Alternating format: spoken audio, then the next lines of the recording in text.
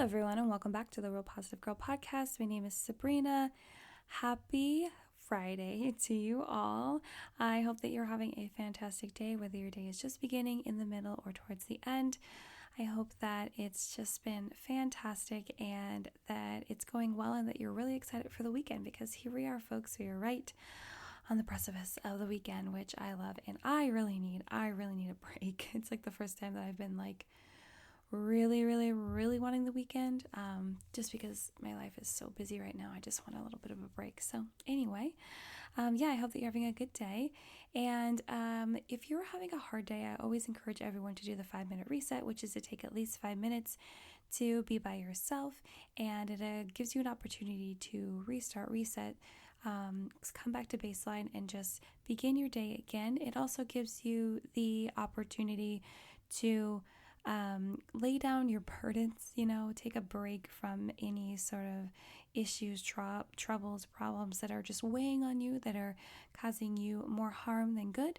And then if you are facing a problem head on where you are having significant issues with someone else, you can take time to problem solve that, so that after your 5-minute reset, you can walk away with a resolution for that problem. I always encourage everyone to make a list of at least 4 items that you are grateful for, and those can be really big things, small things, or medium-sized things. It doesn't matter what it is. You can be grateful that you found your new favorite hot sauce. You can be grateful that you were finally able to get like 12 reps into an exercise as opposed to 10 that you were stuck at. You can be grateful for the rain finally coming wherever you live, and fall setting in to where you live, which I'm super excited about. It hasn't fully hit here, but it's making its way. So you can be grateful for so many different things, and that's the beauty of it, that it'll be a never-ending list of things you can be grateful for, because you can be grateful for virtually anything. So make that list of 4 things, and then before you leave your 5-minute reset, make sure that you are feeling at least neutral, if not positive, about the rest of your day, so that you cannot pass along your bad mood to anyone else, but also you just have a mindset shift and perspective change because you took the time to list a bunch of things that you're grateful for, and that makes you happy, and that should really help you to focus in on the positive, amazing things that are happening in your life despite your problems. And by doing that, you will also be able to ride out that rough storm a little better by focusing on those positive things as opposed to the negative. So try that if you're having a hard day. But I do truly wish that you are having a fantastic day. And just a reminder that this week we are talking about the top 10 mental health tips, and every day I'm going through a different topic, because I just thought it'd be like a fun way to engage in a couple different mental health sort of topics, and just give the top 10 tips that I think would help you get through those things. And today, Friday, we are talking about handling anger. So let's go ahead and just jump right in. I thought it would be good to end the week with tips on how to handle anger. I guess I left the most aggressive one for the end, but it can be helpful to remember these tips when you are in a tizzy. So number 1 is to think before you speak. This is something I have been trying to remind myself before I say anything, really anything at all, but especially when I am upset and angry. If you are able to train yourself to count to 5 or 10 before you actually let anything go out of your mouth, especially if you are feeling like your blood is boiling, if you're feeling angry, you're feeling stressed, I would encourage you to take a moment and really think about what you are about to say, what you are about to put out there for other people to hear, to receive, to understand, and know that they may not understand. So that's why you need to take that extra 10 seconds and think about what you're about to say and how that could affect yourself and the people that are around you or the people that you're interacting with. So I feel like it's a really easy and helpful tip to really try to practice thinking before you speak, because it also might help you not regret saying or doing anything and not hurting anyone's feelings. And I'm not saying we have to walk around on eggshells worrying about other people's feelings, but you know what I mean. Like, you will less likely to hurt someone, and you are more likely to maybe take back something that you know should not be said in the company that you're in, or just in the situation that's happening. You know what I mean? Number 2 is to take a time out. So if you truly feel like you cannot keep any negative words to yourself, take a moment away to yourself to calm down. So if you are at like a social event and someone does something or something happens, or maybe a lot of times what happens to me is I get angry because I'll get some sort of message or call or information from someone else that someone else, another person, did something wrong or rude or something bad happened. And so I'm boiling with anger that has generally nothing to do with the people that I'm with, and I don't want to ruin their time. So if I'm able to step outside or just step away or go to the bathroom and just take a quick little mental break so that you're not letting all of that steam just boil up in front of everyone and they feel awkward or they feel like they don't know what to do if they're not really good with like conflict resolution or problem solving or just soothing anyone going through a rough time. So just go ahead and find an opportunity to take a moment to breathe, to think it through, to count to 100 if you need that to help you calm down,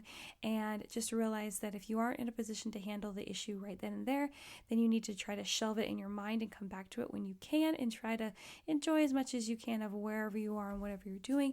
If that is impossible, which I totally understand, because sometimes bad things happen and you just cannot shift your mind to a different place temporarily, then you just need to excuse yourself politely and then go try to take care of it. But give yourself a little bit of a timeout anyway before you go deal with it, so that you don't carry all that extra anger out on someone else or the road or I don't know, whatever else on your journey back to where you need to go to solve the issue. Number 3 is to make sure you're using statements that identify your feelings, not theirs. So using I statements like I am feeling like this, and I felt like you did this, and I feel like this is what happened. So I statements like that are important when you are sharing how you're feeling and how whatever happened has affected you. So as opposed to being like, you made me feel this, you did this to me, you caused this, because you're really accusing people of things that could not be true.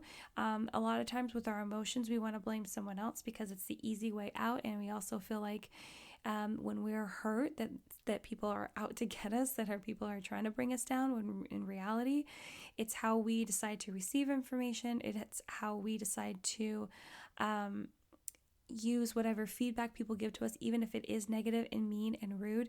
It's our decision of what we do with that and how we use it, and whether we actually accept it or we just reject it. So a lot of times if someone is rude to you and you decide to take it a negative way, unfortunately that is up to you.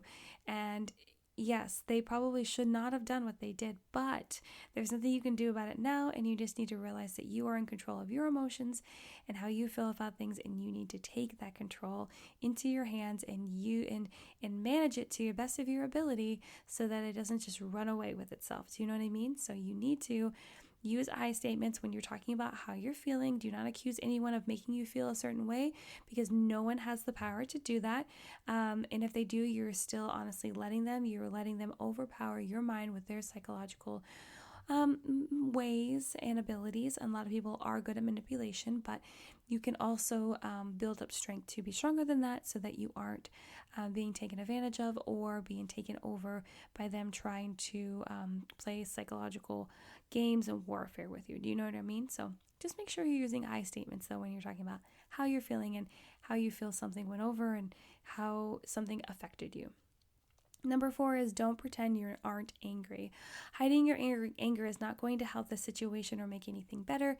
Just deal with it as soon as you can, move through your feelings, and move forward. So let's say someone does offend you, and don't just there's a fine line here where you don't want to just sweep it under the rug and pretend like it didn't happen, but you also don't want to blow up and just have a big thing happen. So you want to acknowledge that made you upset, that made you angry, that has caused you to feel however you're feeling, and that you don't appreciate it, and then figure out what you're going to do from there. Do you need to take a time out first? Do you want to just jump into conflict resolution and talk to them about it, into the confrontation? Do you just need to take a longer time out? Do you need a moment to regather yourself? Do you want to do a different activity in general and then come back to it? But you really need to, don't pretend that you aren't angry. Don't just try to hide it. It's not healthy for you. It's not healthy for the person. If it was someone that offended you, you need to just be honest and open about it, but calm. and reasonable as well. Number 5 is to try to learn your warning signs. This is a really big one. It's very relatable to when I always tell you to figure out what triggers you have in certain situations or around certain people or whatever it is, so that you can kind of mitigate how you're going to feel or how you're going to react, or how a situation is going to go if something does trigger you. But yeah, learn your warning signs. So if you're able to identify when you are about to get angry, it will be a lot easier to get yourself calm or figure out what's wrong and move past it sooner. And warning signs that you're about to be angry could be pounding heart, sweating, clenched hands, raised voice, or just being snappy with people. So it's important to identify what warning signs that you feel that you have right up before you're about to get to your anger stage, as opposed to just being irritated or annoyed, and maybe try to get in the way of that so that you don't reach full anger, especially if your anger is very volatile, which it can be. I know mine used to be really bad, so I would have to be very aware of oh my gosh, this is about to reach its head. I need to steer myself in a different direction so I can calm this down and come back to it with a level head to figure out what's going on or what's causing this to happen. So just make sure that you maybe next time you get really angry, just keep an open mind of what kind of warning signs there could have been, or maybe someone that's close to you that spends time with you can help you identify what those are so that you're able to use that to your advantage.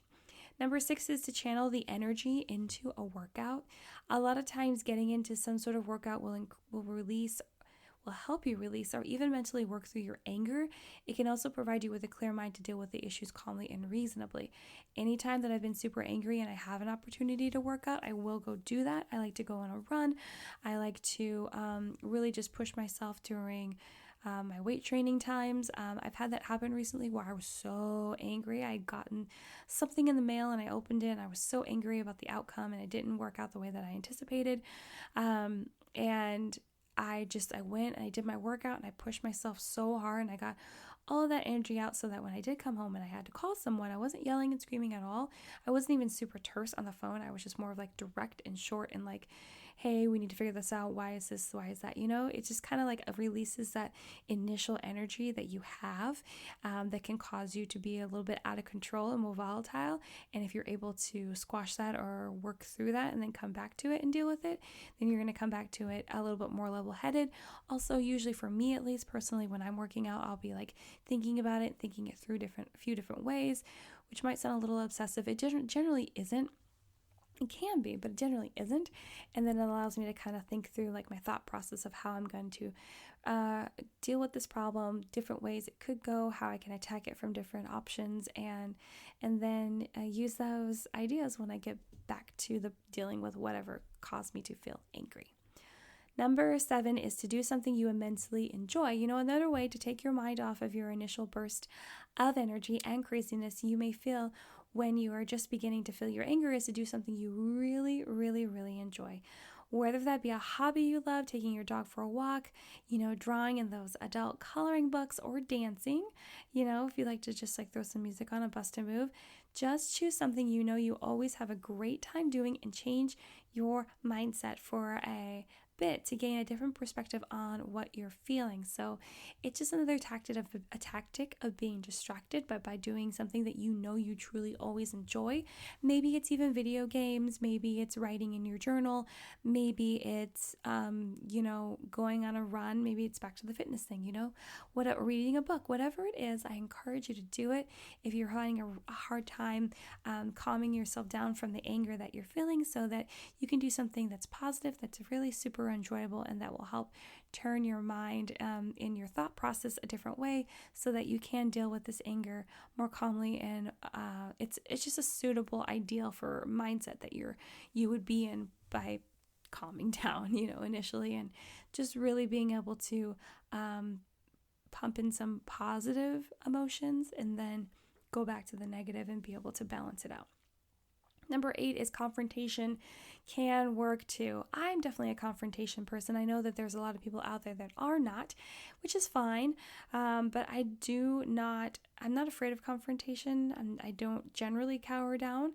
I can't say that I always in that way. There's definitely been times where I have cowered, but I do like confrontation because I feel like it really takes a responsible and direct mind to go to someone and talk to them and not be afraid to express really high level emotions and really dig into real honest thoughts and feedback to someone, regardless of how it's going to make them feel and how whatever they could say could make you feel. So I just say, if your anger is towards someone that has wronged you, I think it would be fine to speak with them about it, but you must do it calmly. You have to come to it calmly. You can't come to it with that hot head of anger, because you're not going to solve anything that way, and you're not going to be rational, and you're not going to really think through what needs to actually happen. If you are able to have a conversation without raising your voice, saying ugly or accusing words, then talk to the person about how you feel and figure out what needs to happen to move forward. Number 9 is talk with someone you trust about why you're angry. So sometimes speaking with someone, whether it be a friend, a partner, or a counselor, can help you put everything out on the table and figure out what you're truly feeling, if it's deeper than the surface anger you're experiencing, and figure out a solution from there. So sometimes, a lot of times actually, the thing that we are angry about on the surface is not necessarily truly what we're angry about deep within. The surface level anger is just a cover. It's just the thing that set us off.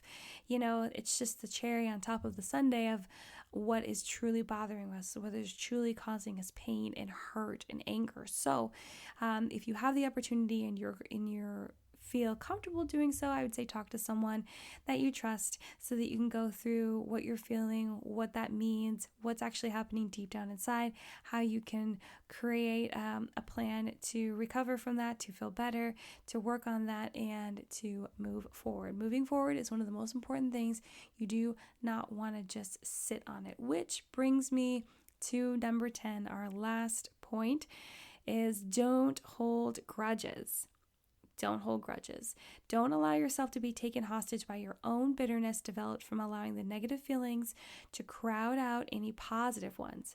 And that's what you would be doing if you're holding a grudge. You're holding on to those negative feelings like they are your best friend, like they are the only thing that matters, as opposed to blessing them with forgiveness and moving forward and realizing that it's not going to help anyone, especially you, to continue to harbor those negative feelings and emotions towards that person. And then you just feel sick and terrible for however long you decide to hold on to it. You know what I mean? Choose to forgive and move on. Not that I've said this phrase already, I tried to say this phrase already once this week, and I've tried to say it many times in the past, but I finally looked it up. So not forgiving is like drinking poison and expecting the offender to get sick and die. Yes, that's a paraphrase version, but there's all the paraphrased versions out there. But yeah, so you think that by holding these grudges, by feeling so mean and angry at them, that's going to affect them, when really it's not. Like, maybe it's sad for them because they're not going to be your friend anymore, they're not going to be close to you or be able to work with you, but that's not really going to truly hang a dark cloud over their head for the rest of their life, like the one that you are imposing on yourself. So you have to consider that.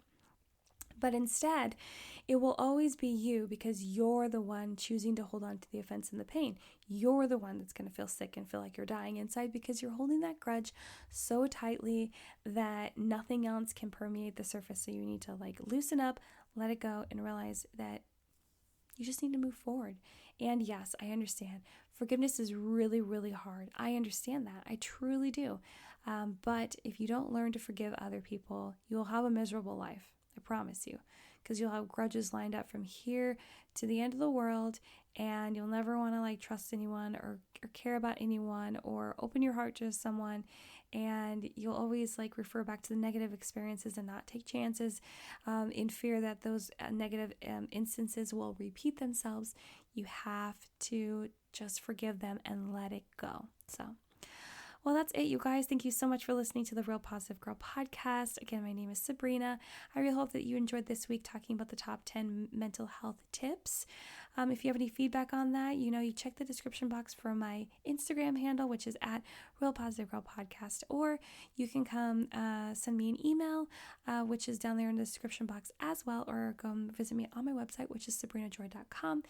And I hope you have a fantastic weekend. Really enjoy it. Have some downtime, get some things done, and just feel good coming back on Monday. But until next time, have a good one, and I'll see you next time. Bye, guys.